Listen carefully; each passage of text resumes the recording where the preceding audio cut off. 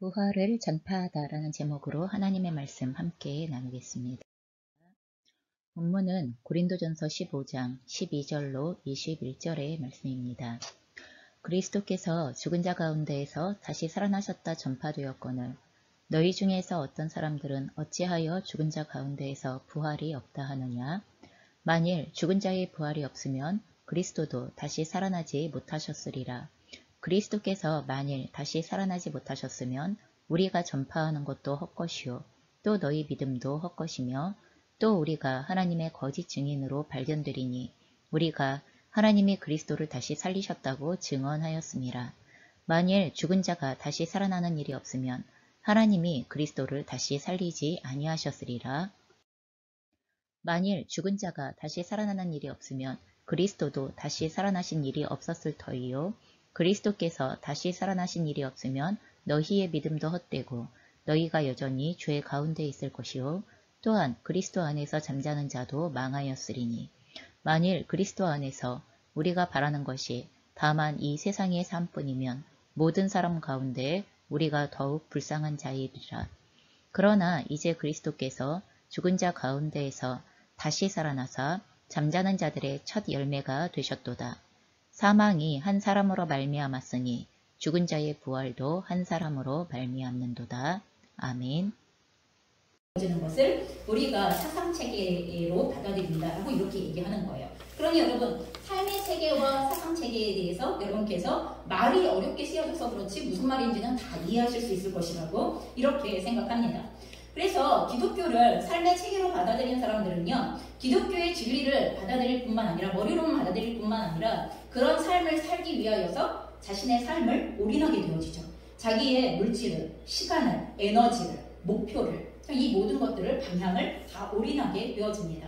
그렇지만 기독교를 사상체계로 생각하는 사람들은 그러면 신앙을 자기의 삶의 일부로는 생각해요. 나의 삶에 필요한 일부야 라고 이렇게 생각하기는 하는데 기독교가 다른 많은 사상 중에서 나와 잘 맞기 때문에 내가 그것을 선택했다고 생각하거나 아니면 그것에 대하여 어느 부분을 동의하기 때문에 내가 그걸 따르고 있다고 생각하기 때문에 그 기독교에서 요구하는 어느 일정 수준의 행동을 하기는 해요. 하지만 그 일정 수준의 행동 밖의 행동은 절대로 하지 않습니다.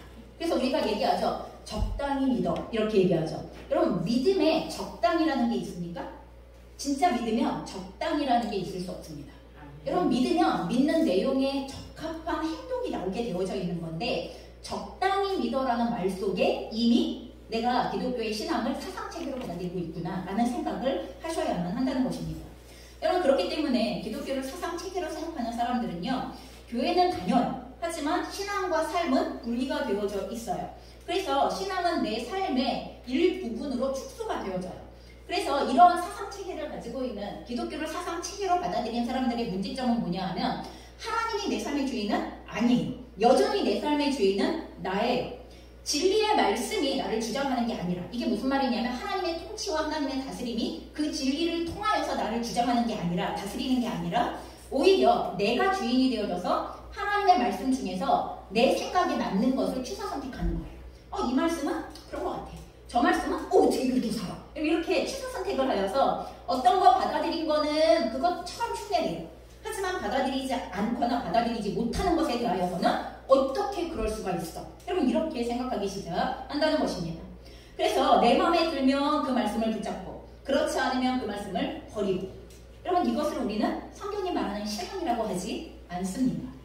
그래서 우리는 스스로 생각해 보셔야 돼요. 나는 기독교를 삶의 체계로 인정하고 있는 것이 맞는가? 아니면 사상체계로 받아들이고 있는 것은 아닌가? 여러분 우리는 이것에 대하여 정직한 답변이 매우 필요합니다. 여러분 우리가 이것을 정직하게 답변하지 않으면 겉으로 일정 부분의 종교 의식을 계속 가지고 있기 때문에 종교 행사를 계속 하고 있기 때문에 그 종교 행사, 종교 의식 때문에 내가 기독교를 나의 신앙으로 받아들였다고 생각할 가능성이 굉장히 높습니다. 그러나 성경이 말하는 신앙을 받아들인 것과는 매우 다른 차원의 갭이 나타나게 되어지는 거예요. 그래서 삶은 절대로 바뀌지 않습니다. 기독교의 신앙을 사상체계로 받아들인 사람들은 교회를 아무리 다녀도 절대로 삶이 바뀌지 않아요. 삶은 전 영역을 그 신앙이 주장해야 바뀔 수 있는 영역이 바뀔 수 있는 부분이기 때문에 이렇게는 바뀌지 않는다는 것입니다. 자, 우리가 한번 생각해 보십시다. 제가 여러분들에게 물어볼게요. 기독교의 가장 큰 명절은 무엇일까요? 여러분, 기독교의 가장 큰 명절은 뭘까요?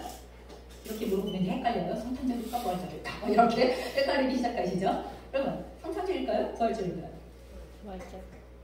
부활절.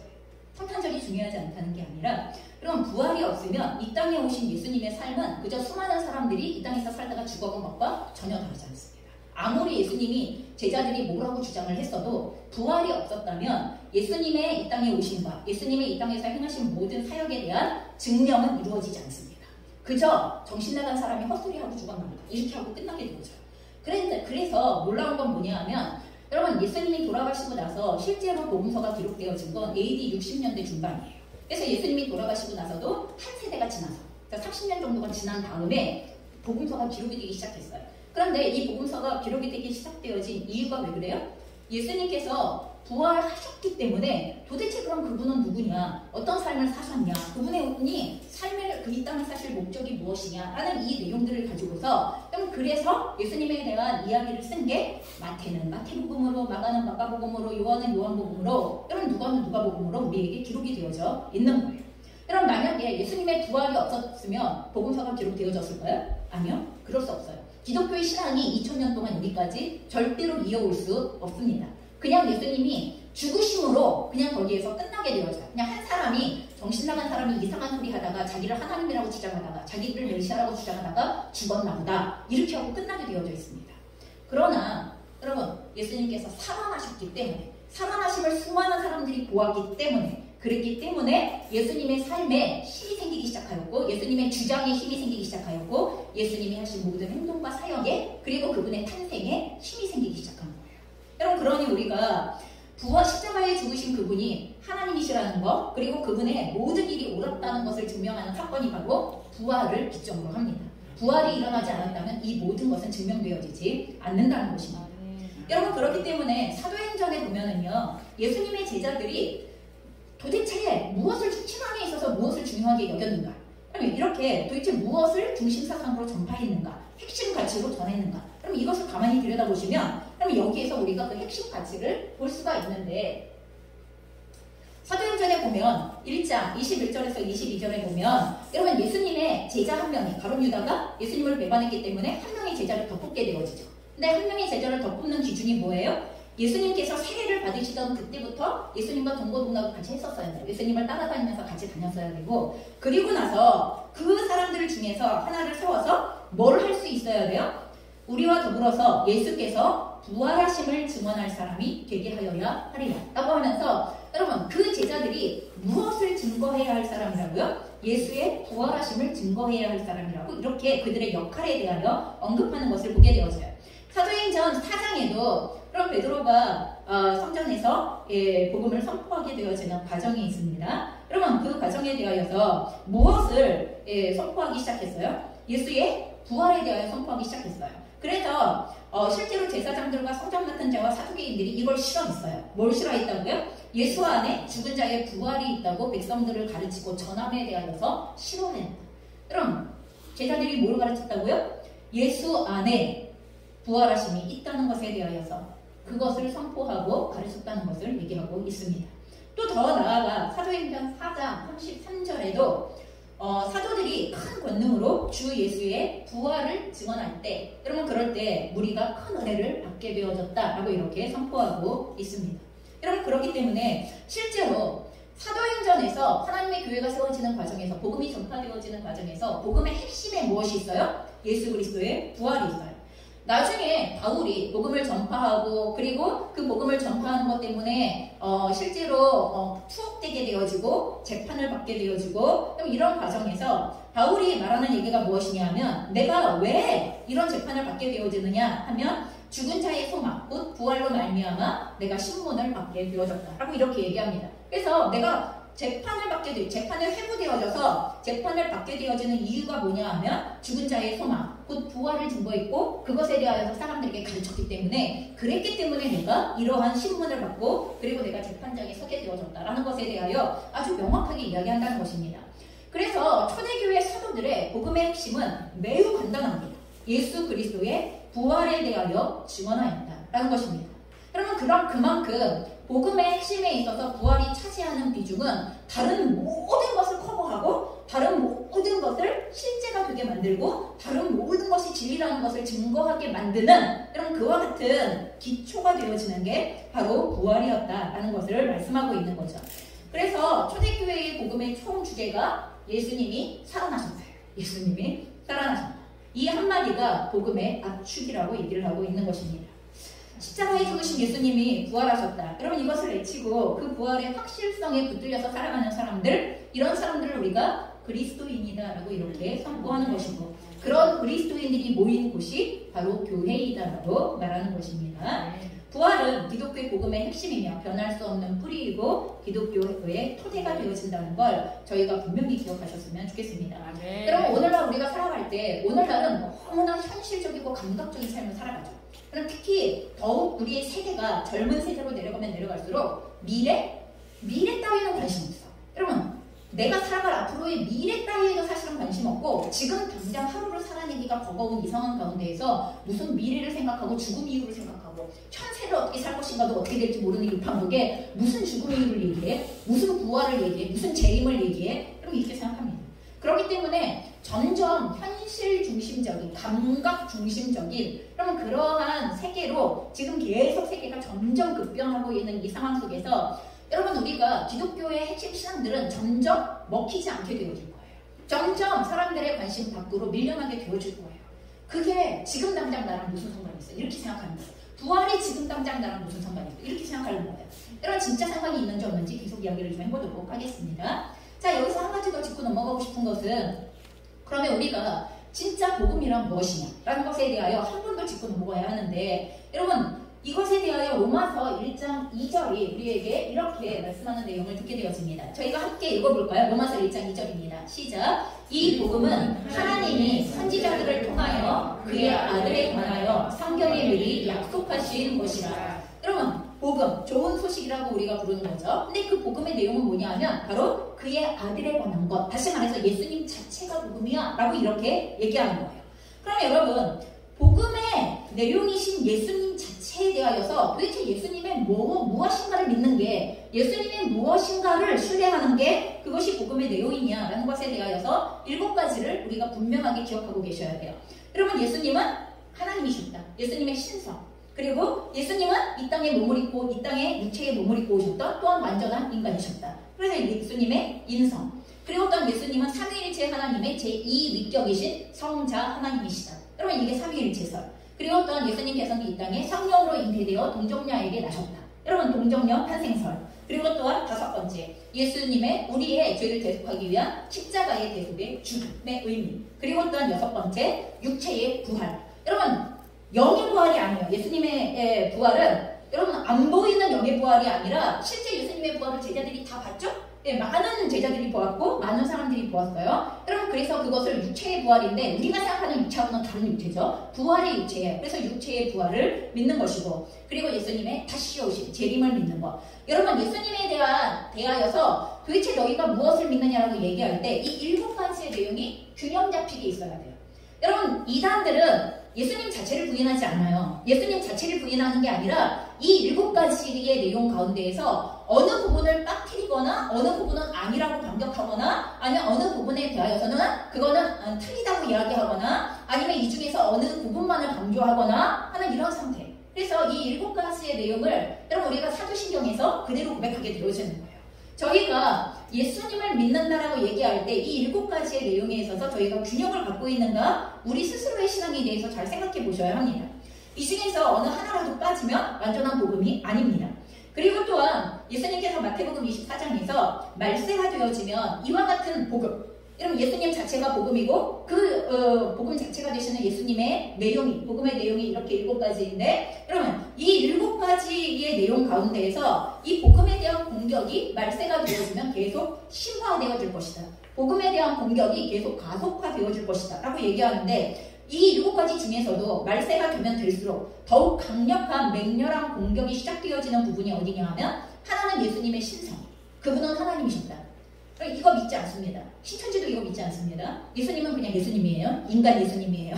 예수님은 그냥 인간 메시아예요. 절대로 하나님이셨다 믿지 않습니다. 자, 그리고 우리가 알고 있는 것처럼 동정녀 탄생 믿지 않아요. 왜 동정녀 탄생을 믿지 않냐 하면 과학적으로 증명하기 굉장히 어려운 부분이고 초자연적인 부분이기 때문에 사람들이 이 부분에 대하여서 믿지 않으려고 합니다. 그리고 세 번째가 육체의 부활에 대하여서 믿지 않으려고 해요. 그러니까 대부분이 다 신성, 동정녀의 탄생, 육체의 부활. 여러분 여기에 해당하는 대부분의 느낌들이 어떤 것이냐 하면 초자연적이고 초상식적이며 그리고 초과학적인 영역에 해당되어지는 예수님에 대한 내용들을 믿지 않으려고 하는 모습들이 점점 말세가 되어지면 이에 대한 복음에 대한 공격들이 더욱 가속화되어질 것이라고 이야기를 하고 있는 거예요.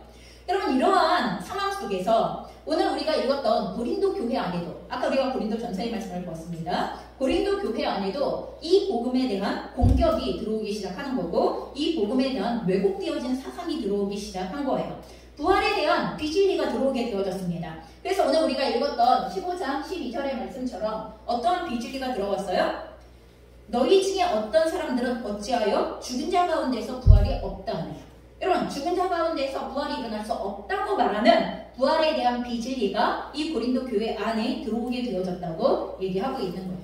분명히 그리스도께서 죽은 자 가운데서 다시 살아나셨다고 나는 너희에게 증언하였고 그리고 또한 너희들이 그 증언을 받았는데 너희가 어찌하여 죽은 자 가운데서 부활이 없다 하는 이런 망언을 하느냐라는 것에 대하여 언급하고 있는 것입니다. 여러분 당시 고린도 교회 안에 왜 이런 망언이 돌게 되어졌을까요? 왜 이런 비진리가 돌게 되어졌을까요? 두 가지 이유가 있어요. 한 가지는 그리스의 철학 가운데 영지주의가 영향을 미쳤기 때문이에요. 여러분 영지주의의 영향은 뭐냐 하면 육체는 속되고 영은 거룩하다는 거예요. 우리가 영의 부활로 일어나는 건 괜찮아 좋아 너무 좋아. 그런데 육체의 부활로 우리가 다시 태어날 것이다? 여러분 그걸 인정할 수 없어요. 왜냐하면 육체는 더럽고 쾌락적이고 그리고 육체는 너무나 그리스 영지주의자들의 입장에서는 부정한 거예요. 그만큼 그들의 삶은 육체적인 삶은 굉장히 부정하게 살았다는 거예요. 여러분 우리가 알고 있는 그리스 문화가 얼마나 퇴폐적인 문화인가에 대해서 나중에 가면 갈수록 얼마나 더 굉장히 쾌락적으로 치우쳐진 문화였는가에 대해서 여러분들은 잘 알고 있을 거예요.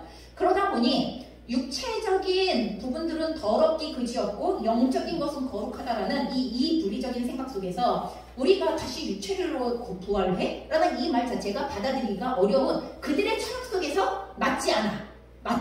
그러니 거부하고 거절하는 이 영지주의가 고린도 교회 안에 들어온 것이고 또 하나는 뭐예요? 예수님의 재림이 점점 지연되어지는 것처럼 당시의 사람들은 느껴졌어요. 그 예수님의 재림이 곧바로 있을 줄 알았는데 생각보다 점점 시간이 가고 있는 거예요. 그리고 예수님의 재림을 기다리는 과정 가운데에서 많은 그리스도인들이 순교를 당하게 되어져요. 많은 사람들이 고통 가운데에서 순교를 당하고 특히 순교를 당하게 되어질 때 여러분 몸이 찢기고 사자에 밥이 되어지고 그리고 뼈도 추릴 수 없게 되어지고 여러분 이런 상황이 벌어지니까 육체가 어떻게 부활되지? 하는 것에 대해서 의문이 생기기 시작하는 거예요. 그래서 여러분 이런 논쟁은 지금도 있죠. 지금 그리스도인들 중에 화장 안 하시는 분들 계세요. 무슨 말인지 아시죠? 그리스도인들 중에 화장 안 하시고 그리고 그대로 매장하시는 분들도 계세요. 왜?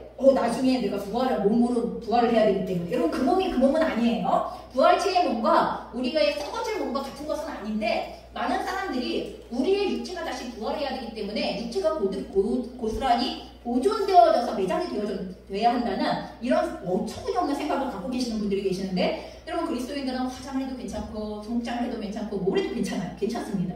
여러분 우리가 말하는 육체의 부활은 지금 우리가 갖고 있는 이런 육체의 부활을 말하는 게 아니라 부활체의 육체의 부활을 얘기하는 거예요. 그렇기 때문에 저희가 착각하지 않으셔야 되는데 그렇기 때문에 이 같은 두 가지 이유로 인하여서 고린도 교회 안에 부활에 대하여서 잘못되어진 비진리가 선포되어지거나 아니면 그것이 점점 소문처럼 이렇게 퍼져가고 있었던 상황 속에서 바울이 부활의 진리를 다시 한번 명확하게 설명하기 시작합니다. 그러면서 부활의 진리를 설명하는데 첫 번째로 말하는 것이 무엇이냐면 고린도전서 13장 3절에서 4절의 말씀입니다. 내가 너희에게 전한 복음의 핵심이 무엇이었냐? 라는 것들을 다시 한번 기억해보아라 라는 건데 그럼 내가 받은 것을 먼저 너희에게 전하였노니 이는 성경대로 그리스도께서 우리의 죄를 위하여 죽으시고 장사 진행바 되셨다가 성경대로 사흘 만에 다시 살아나셨다라는 내가 이것을 너희에게 전하지 않았냐라고 얘기하는 거예요. 여러분 그래서 바울이 고린도 교회에 전해주었던 십자가의 죽음과 부활은 여러분 이것은 성경의 예언이 되어져 있었던 내용이 성취되어진 사건이었다. 여러분, 그리고 십자가의 죽음은 구약의 예언이 되어져 있었어요. 여러분, 예수님의 죽음은 예수님이 살아계시는 내내 계속 예언이 되어졌었던 내용이에요. 그래서 그게 복음서로 기록이 되어지는 건데, 여러분, 저희가 실제로 내가 너희에게 전달했었던 십자가의 죽음과 그리고 또한 부활의 내용이 성경대로 죽으셨고 성경대로 살아나셨다는 것을 너희에게 전했었던 내용이다. 복음의 내용의 핵심적인 두 가지에 대해서 언급하고 있는 것입니다. 자, 부활 사건은 두 번째로 객관적인 사실이었다라는 것들을 말하는데, 지금 이 부분에서 보면 내가 먼저 받았던 것을 내가 너희에게 전하였다라고 이렇게 되어져 있어요. 이 말은 무슨 말이냐 하면 부활 사건은 교회가 꾸며내고 만들어낸 이런 내용이 아니라는 거예요. 이런 부활 사건을 목격한 사람들이 엄청 많았어요. 그래서 고린도전서 15장 5절에서 7절에 보면 게바에게, 베드로죠, 12제자에게, 500여 형제에게, 그리고 또한 야고보에게, 모든 사도에게, 마지막에 나 바울에게, 여러분, 이렇게 예수님께서 부활하신 자신의 모습을 보여주셨다는 것에 대하여 언급하고, 그 500의 형제 중에는 이 당시에는 아직도 살아있는 자가 많이 있다라고 이렇게 되어져 있어요. 그 예수의 부활을 보았던 500여 형제 중에 그 당시까지에는 아직도 살아있는 자가 많이 있다라고 이렇게 얘기할 정도로, 여러분, 이 부활의 사건은 가상으로 꾸며내어진 그런 가설이 아니라는 거예요. 여러분, 이 얘기 꾸며낼까봐 예수님이 죽고 나서 여러분 무덤에 장사 지내셨을 때 어떤 일이 일어났어요? 대제사장들과 종교 지도자들이 빌라도를 찾아가서 어떻게 했어요? 예수님의 시체가 사라지면 큰일이다. 예수님의 시체가 사라지면 분명히 그 기독교인들이 예수님이 부활했다고 거짓말할 거다, 뻥칠 거다. 이렇게 되면 뒤수습하기가 너무 어려워질 테니까 경비병을 보내서 무덤 앞을 지켜야 된다. 적어도 3일을 지켜야 된다. 3일 동안은 아무 일도 일어나지 않아야, 예수님이 하신 말대로 일어나지 않아야, 그래야 이 일은 잠잠케 되어진다. 예수님의 죽음으로 끝난다. 이렇게 되어지기를 바랬고, 그러자 빌라도가 야, 니네들도 군병이 있잖아. 니네가 가서 지켜. 이렇게 해가지고요, 종교 지도자들이 군병들을 데리고 가서 문 앞을, 그 무덤 앞을 엄청나게 철저하게 지켰다고요. 그러니까 혹시라도 기독교인들이 시체 훔쳐가고 시체를 없애고 나서 부활하셨다고 그런 이상한 얘기를 만들어내서 사회를 혼란시킬까봐. 그런데 무덤을 지키는 중에도 예수님은 부활하셨어요. 부활의 예수님을 보았어요, 제자들이. 그러면 그 무덤이 열리는 것을 경비병도 보았어요. 그러면 이런 상황들이 벌어졌어요. 그래서 부활은 절대로 꾸며낼 수 있는 이야기가 아니라는 거예요. 그래서 부활의 예수님을 본 제자들이, 그 제자들이 그 다음 사람에게 전달하고 그 다음 사람에게 전달하고, 그래서 고린도 교회 너희들에게까지 이게 전달되어진 것이다. 그래서 부활은 객관적이고도 역사적인 사건이다, 사실이었다라는 것들을 이야기를 하고 있는 거고, 아까도 얘기했던 것처럼 이 부활에는 증인이 수도 없이 많다라는 것에 대하여서 말씀하고 있는 것입니다. 여러분, 이 부활에 대하여 목격했었던 그 수많은 제자들은 목격자에서 멈추지 않았죠. 목격자에서 멈추지 않고 생명을 맞바꾸어서 복음을 전달하는 사람, 예수님의 부활을 전파하는 사람, 예수님의 부활에 대하여 증언하는 사람으로 여러분 이렇게 변화가 되어져서, 그래서 사도행전이 나오는 거잖아요. 그것 때문에 사도행전이 그 어마어마한 위력의 역사를 가지고서 교회가 생겨나고 교회가 퍼져나가기 시작하고 복음이 전파되어지기 시작하는 이런 일들이 일어나게 되어진 것입니다. 여러분, 이 목격자들, 예수의 부활을 목격했었던 이 목격자들, 이 부활 신앙을 가진 사람들에게 하나님께서 부여하시는 부활의 능력이 함께 부여되어지기 시작하는 것이고, 여러분, 부활의 능력이 부여되어진다는 말은 다른 말로 하면 죽음을 이기는 능력이 여러분 이 제자들에게, 그리고 이 목격자들이었던 사도들에게 부여되어졌다는 이야기를 하고 있는 것입니다. 여러분, 죽음을 이기는 능력이라는 말이 도대체 무슨 의미일까? 우리가 부활절을 되면 부활절을 맞이하고 또한 이 부활을 매년마다 맞이하면서 왜 기뻐해야 되지? 왜 축하해야 하지? 여러분, 이런 생각을 가질 때가 굉장히 많은데, 여러분, 이 부활의 능력은 죽음을 이기는 능력이기 때문에 굉장히 중요합니다. 여러분, 이 세상을 살아가는 모든 사람들이 피해갈 수 없는 일이 딱 한 가지이죠. 어떤 사람도 피해갈 수 없는 일. 그럼 그게 뭐예요? 죽음이에요. 한 사람도 돈이 많거나 적거나 아니면 위대하거나 위대하지 않거나, 여러분 어떠한 위치에 있더라도 이 세상에 태어난 사람치고 이 죽음이라는 문제를 비껴가거나 벗어나거나, 여러분 이것 없이 여러분 삶을 마감할 수 있는 사람은 아무도 없다는 것입니다. 그래서 이 세상에서 가장 강력한 권능이 바로 죽음이에요. 이 세상에서 사망의 능력을 극복할 수 있는 존재는 없어요. 이 사망의 능력을 능가하는 능력, 그럼 그게 바로 부활의 능력이에요. 예수님께서 죽음으로부터 죽음을 이기고 살아나신 사건이기 때문에 부활은 이제 죽음의 권세가 더 이상 네가 가장 강력한 권세가 아니라 이 부활의 권능과 능력이 가장 강력한 권세야 라는 것을 선포하는 그와 같은 사건에 해당되어지기 때문입니다. 그렇기 때문에 부활의 능력을 가지고 살아가는 사람들은요, 이 땅의 삶을 다르게 살아가기 시작해요. 여러분, 사도행전에서 제자들의 삶을 보면 저희는 이런 생각 들죠. 미쳤나봐. 이런 생각 들지 않으세요? 제정신이 아닌가봐. 이런 생각 해보신 적 없어요? 은혜롭기만 하세요? 사도행전을 읽으시면서 아유 진짜 제자들은 진짜 은혜로워 이렇게 생각하세요? 아니요. 실제 우리가 스스로 상식적이라고 생각하는 사람, 세상의 입장에서 보는 사람들은요, 사도행전의 제자들을 절대로 상식적으로 생각하지 않습니다. 쟤네들은 뭐에 미친 사람들 같아 이렇게 생각하는 거예요. 그리고 그게 맞아요. 왜요? 죽음을 이기는 부활의 능력을 가지고 있는 사람들은 더 이상 죽음의 권세가 주장하는 세상의 방식으로 살기를 결정하지 않기 때문에, 그렇기 때문에 그런 겁니다. 여러분 한번 생각해보세요. 어떤 목사님이 그렇게 비유하시는데 제가 되게 재밌게 그 얘기를 들었는데, 자, 모든 사람은 다 죽음으로 누워있다고 생각해봅시다. 근데 그 중에 살아있는 한 명이 벌떡 일어나서 앉던가 섰어요. 여러분 그 사람이 눈에 띌까요? 안 띌까요? 누워있는데 덕하니 한 사람이 벌떡 일어나 앉던가 벌떡 일어나 서던가 둘 중에 하나가 일어났어요. 그러면 그 앉은 사람이거나 아니면 선 사람이 그 모든 사람들 중에서 눈에 띌까요? 안 띌까요? 여러분 부활의 능력을 가진 사람은 세상에서 볼 때 이렇다는 것입니다. 세상의 다른 사람들이 죽음의 권세 아래에서 죽음이 두려워서 살아가는 삶의 방식, 내가 이렇게 하면 이렇게 해서 죽을까봐, 저렇게 하면 저렇게 죽을까봐. 여러분 죽음에는 육체의 죽음만 있지 않습니다. 여러분 육체의 죽음은 가장 보편적이고 객관적인 죽음이지만, 여러분 거기에는 물질 때문의 죽음, 사회적인 관계에서의 죽음, 자기 자신에 대한 죽음, 여러분 굉장히 여러 모양의 죽음들이, 정서적인 죽음, 이런 것들이 다 포함이 되어져 있는데, 여러분 그 죽음이 두렵기 때문에 우리는 거기에서 죽지 않으려고 아둥바둥해서 살아가는 거잖아요. 거기서 살아남으려고 아둥바둥. 여러분 취업 준비를 왜 그렇게 열심히 하는 거예요? 주님의 소명을 이루기 위해서? 여러분 그러셨으면 좋겠어요. 제가 취업 준비를 그렇게 아둥바둥 주님의 소명을 이루기 위해서 했으면 좋겠어요. 근데 정말 그래요? 그리스도인들이 취업 준비를 주님의 소명을 위해서 이렇게 아둥바둥 하는 거예요? 아마 그랬다면 주님의 능력과 권능이 임했을 거예요. 여러분 취업 준비를 그렇게 아둥바둥 하는 이유가 세상에서 경제적으로 어렵지 않기 위해서, 그 어려움 당하고 싶지 않아서, 그 죽음 당하고 싶지 않아서 그러는 거잖아요. 여러분 우리가 그 어떠한 죽음의 권세 아래에서 아둥바둥 살아가는 삶으로부터 벗어날 수 없으면 세상 사람들과 똑같은 방식으로 살 수밖에 없습니다. 똑같은 마인드로 살 수밖에 없습니다. 그런데 부활의 능력을 가지고 있는 사람들은 내가 이거라도 죽더라도 하나님이 말씀하시는 그것 하다 죽겠습니다 라는 결정을 하는 사람들이에요.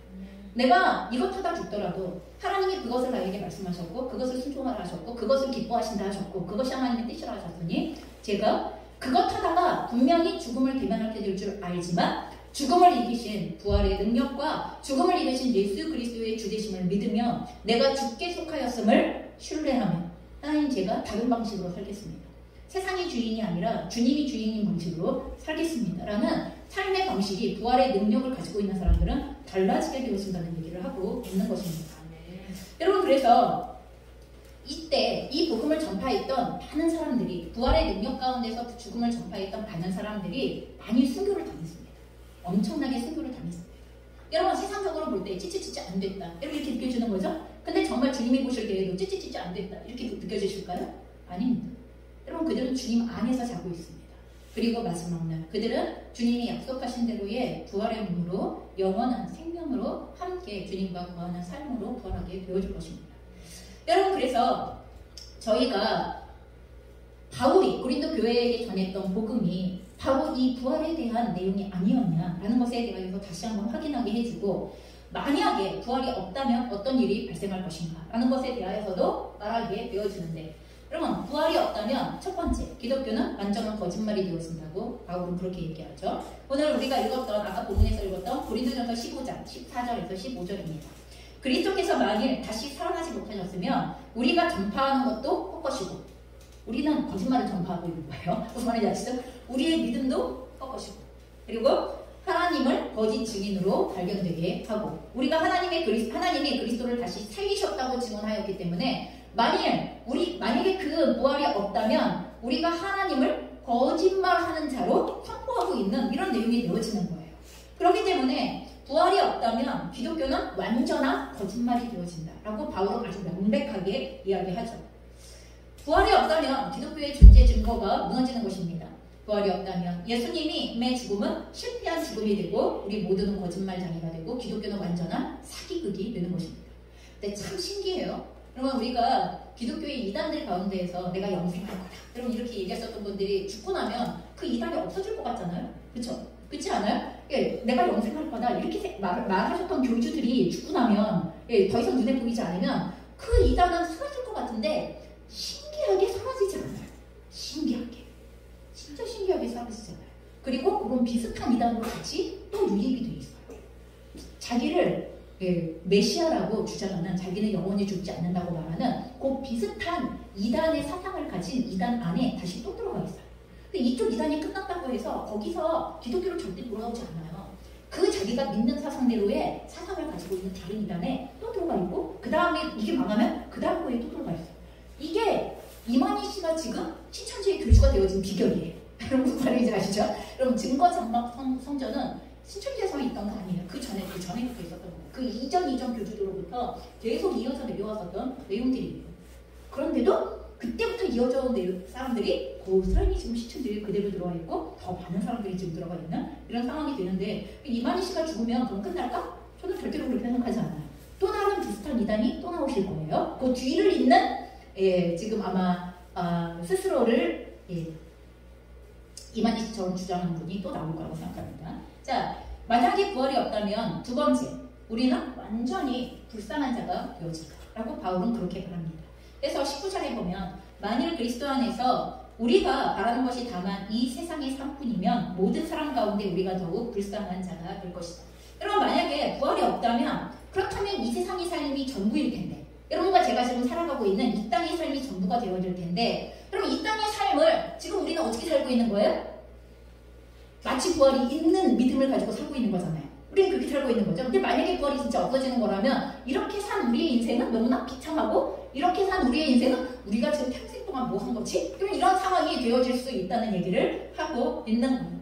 그러니까 세상에서 정말 비천하고 불쌍한 사람이 될 수 있다는 얘기를 하고 있는 거죠. 그러나 바울은 말하는 거죠. 그러나 그만큼 부활은 확실하다는 얘기를 하는 거예요. 거꾸로, 반대적으로. 우리는 절대 불쌍한 자도 아니고, 그리고 우리가 믿고 있는 바는 절대로 헛것이 아니다라는 것을 우리에게 선포하고 있는 것입니다.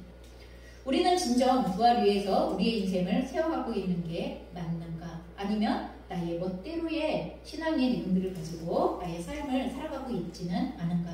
우리는 다시 한번 생각해 보셨으면 좋겠습니다. 자, 이제 우리가 한 가지 더 생각해 봅시다. 그러면 예수님의 부활이 나와 도대체 무슨 상관이 있는 것인가? 라는 부분을 살펴보겠습니다. 고린도전서 15장 20절의 말씀입니다. 같이 읽겠습니다. 시작. 그러나 이제 그리스도께서 죽은 자 가운데에서 다시 살아나사 잠자는 자들의 첫 열매가 되셨구나. 여러분 첫 열매라는 거 뭐예요? 여러분 과일나무를 심으면요, 과일에서 열매가 나기까지 3년에서 4년 대체로 평균적으로 첫 번째 과일의 열매를 맺히기까지 3년에서 4년 정도가 걸려요. 오랜 시간이 걸리게 되어져요. 근데 첫 번째 열매가 맺히고 나면 그 다음부터는 동일한 열매가 주렁주렁 열리게 되어지는 것을 저희가 자연의 이치에서 보고 있는 거죠. 그러면 그 이치를 가져와서 지금 예수님은 잠자는 자들의 첫 열매가 되셨다라고 이 말씀을 하시고 있는 것입니다. 예수님의 부활은 예수님의 개인적인 부활로 끝나지 않는다는 얘기를 하는 거예요. 그 이후에 부활을 믿는 모든 성도들의 부활이 된다고. 그래서 다시 말해서 예수님의 부활은 곧 내 부활의 예표이다라는 말을 하고 있는 거예요. 주님이 부활하셨듯 주님 안에서 나도, 그 믿음 안에서 나도 그렇게 부활할 것이다. 그분이 첫 열매로서 부활하셨듯 우리도, 나도 그 뒤의 열매로서 부활하게 되어질 것이다. 이런 얘기를 하고 있는 것입니다. 그래서 예수님의 부활이 우리의 부활의 소망이 되어지고 기쁨이 되어지고 우리의 미래의 모습이 된다는 것을 우리에게 확언하고 있는 것입니다. 또한 예수님의 부활은 우리의 인생의 마지막의 모습을 보여주는 내용이기도 합니다. 여러분, 내 인생이 끝이 싸늘한 무덤으로 끝나지 않는다는 것입니다. 내 인생의 끝이 여러분 흙으로 없어지고 끝나는 것이 아니라는 것입니다. 그리고 또한 이와 같은 우리의 인생의 마지막일 뿐만 아니라 부활은 인류의 역사와 인류의 미래의 마지막의 모습을 보여주는 사건이 되어지기도 합니다. 우리의 인류의 역사가 어디로 흘러가고 있는가? 여러분, 예수님의 부활을 통하여서 그것을 우리에게 알려주시고 보여주시고 있는 것입니다. 그렇기 때문에 예수님의 부활을 올바로 이해할 때 여러분 나의 미래도 그리고 또한 우리들의 역사의 끝점도 여러분 그 안에서 우리가 해석할 수 있고 그 안에서 우리가 그것을 믿음으로 오늘 어떻게 살아갈 것인가에 대하여서 결정할 수 있습니다. 이걸 아는 사람들만 오늘날을 살아갈 때 다른 가치관을 가지고서 살아갈 수가 있습니다. 신령한 몸을 입은 인격적인 부활이 우리의 미래의 모습이라는 것을 우리가 진짜 믿을 때에 여러분 그럴 때 우리는 한 가지의 올바른 성경적인 가치관을 우리의 몸에 우리의 마음에 담게 되어지는데 여러분 그 새로운 가치관, 바른 가치관, 새로운 인생관 여러분 그것이 무엇이냐면 고린도전서 15장 31절의 말씀입니다. 저희가 함께 봉독하겠습니다. 시작. 형제들아 내가 그리스도 예수 우리 주 안에서 가진 바 너희에 대한 나의 자랑을 두고 단언하노니 나는 날마다 죽노라. 여러분 우리의 새로운 다른 가치관은 우리는 매일매일의 삶에서 날마다 죽는 삶을 선택할 수 있게 되어진다는 것입니다. 아니 지금 살자고 하는 짓인데 날마다 죽어요? 여러분 날마다 죽으면 날마다 부활이 있습니다. 하나님의 부활의 능력을 더기기를 원하시면 날마다 죽으면 되는 건데 여러분 여기서 말하는 날마다 죽노라 라는 의미 단어 안에는 이 말 안에는 내가 자원하여 그 고난에 참여하겠습니다 라는 의미가 담겨져 있는 거예요. 내가 자원하여 예수 그리스도의 십자가의 고난에 함께 참여하겠습니다 라는 의미가 담겨져 있는 거죠. 여러분 진정으로 부활을 믿는 사람들의 특징이에요. 어떤 사람이 고생을 좋아하고 어떤 사람이 고난을 좋아하고 어떤 사람이 힘든 거 좋아해요? 절대로 일반적인 사람은 자기가 살아있는 사람은 그런 걸 좋아하지 않습니다. 하지만 예수 그리스도의 십자가의 고난에 함께 참여하는 의미가 무엇인가를 알 때 그리고 그것이 부활의 능력으로 다시 드러나게 되어질 것임을 마지막 결말을 알게 되어졌을 때 우리는 오늘 날마다 죽는 자원적인 고난을 선택하게 되어진다는 것입니다. 그러면 내가 날마다 죽는다는 것은 무엇을 의미하는 것인가? 여러분 그건 나를 내려놓고 오늘도 주인이신 주님을 따르겠다는 일을 하는 거예요. 여러분 내가 죽는 건 도대체 십자가에 어떻게 죽으실 건데요? 우리가 가끔 기도할 때 굉장히 허무맹랑한 그 기도를 할 때가 있어요. 오늘도 제가 십자가에 죽게 하시고 그럼 어떻게 죽을 건데요? 여러분 예수 그리스도 안에서 죽게 하시고 어떻게 죽을 건데요? 그게 바로 예수님을 주인 삼아 그 주인이신 예수님의 진리의 말씀을 따라 순종하는 삶. 여러분 거기에 고난이 있죠? 그 말씀을 따라 순종하려고 해야 고난이 있어요. 여러분 세상적인 방법으로 살면 그냥 세상적인 고생은 있는데 그리스도 안에서의 고난은 없어요. 하지만 하나님의 말씀을 따라 예수 그리스도의 주되심을 따라 살아가기 시작할 때 그 말씀을 순종하고 따라가려고 하기 때문에 받게 되어지는 고난이 있고 거기에서 대면하게 되어지는 세상과 대면하고 사단과 대면하게 되어지는 영적 전쟁이 있고 그리고 나를 내려놓아야만 자기 부인을 해야만 성취되어질 수 있는 하나님의 뜻이 있고 이루어지는 열매가 있고 하는 이 순간을 매일매일 우리가 결정하는 것 여러분 그것을 우리는 날마다 죽노라 라고 이렇게 표현한다는 것입니다. 여러분 우리가 죽는 이유는 부활의 능력에 참여하기 위함이었습니다. 죽기를 목적으로 하는 게 아니에요. 여러분 죽음이 목적이 아니라 여러분 그리스도인의 고난에 참여함의 목적은 최종적으로 부활의 능력에 참여하기 위하여서입니다. 우리의 삶에 죽음만 있고 고난 부활의 능력으로 하나님께서 맡기신 삶을 하나님이 맡기신 말씀을 이루어낼 수 있는 힘이 내 안에 없다. 여러분 이러면 우리는 전적으로 하나님 오늘 내가 주님의 죽으심에 함께 죽습니다. 하나님 주님의 부활에 함께 참여하는 자가 되게 하여 주십시오라고 부활의 능력을 사모하셔야만 하는 것입니다. 자 이렇기 때문에 우리가 오늘 매일매일 날마다 죽는 삶으로 부활을 믿기 때문에 죽는 삶으로 나아가야 하는데 문제는 이걸 방해하죠. 그래서 이 방해에 대하여 권면합니다. 부활의 능력의 삶을 향하여서 고린도전서 15장 33절에 너희는 속지 말아라. 고린도 교회 교인들을 향하여 하는 말이죠. 너희들은 속지 말아라. 악한 동무들은 선한 행실을 더럽힌다. 여러분 여기서 말하는 악한 동무들이 누구예요? 부활을 조롱하고 비난하고 죽은 자 가운데서 무슨 부활이 있어? 여러분 이렇게 말하는 그 고린도 교회 안에 들어와 있었던 부활에 대한 비진리를 선포하고 있고 말하고 있는 바로 그 사람들에 대하여서 악한 동무라고 말하며 그들을 믿지 말고 또한 그들을 따르지 말아라. 속지 말아라 라고 얘기합니다. 나아가 15장 34절에 말씀하십니다. 깨어 의를 행하고 죄를 짓지 말라. 하나님을 알지 못하는 자가 있기로 내가 너희를 부끄럽게 하기 위하여 말하노라. 깨어 의를 행하면서 죄를 짓지 말라 라고 말씀하십니다.